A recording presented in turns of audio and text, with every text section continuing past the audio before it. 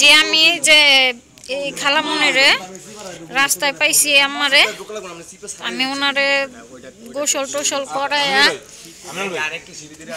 তেল পানি দিয়ে তারপর ওনারে যে বৃদ্ধাশ্রমে দিতে আসলাম। সবাই দোয়া করবেন। এদিকে তাকান আম্মা।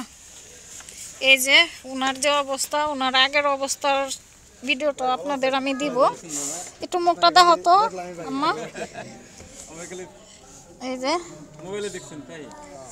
তো ওনারা আমি নিজে গোসল টুসল করায় নোংরায় ছিল, আজকে নিয়ে আসছি এইমাত্র বৃদ্ধাশ্রমে। ওনার ছেলেরা ওনারা ফালায় রেখে চলে গেছে।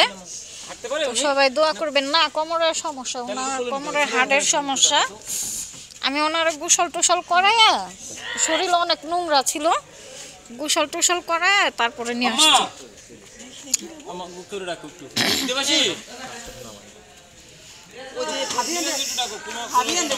আমি নিজেই মনে করেন ফ্রেশ করে তারপরে নিয়ে আসছি। এবার একটু নোংরাও হয়ে গেছে মনে হয়, কি করবো এখন।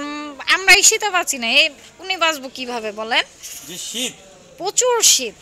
তো এই যে ওনার আগে আমি ভাই একটু কথা বলেন, আগে ভিডিওতে দেখতাম, তো এখন সরাসরি দেখলাম, ওনার কাছে দিয়ে যাইতাছি। ভাই কিছু বলেন। কি বলবো বলেন, আপনি বুঝা পাইছেন ভাই? একটু দেখা দুইখা রাখেন। আচ্ছা একটু কি দেই, রেখে দেই। আপনারা সবাই ভালো থাকবেন। ভালো কাজ বেশি দেখাইতে চাই না। ওকে, আল্লাহ হাফেজ।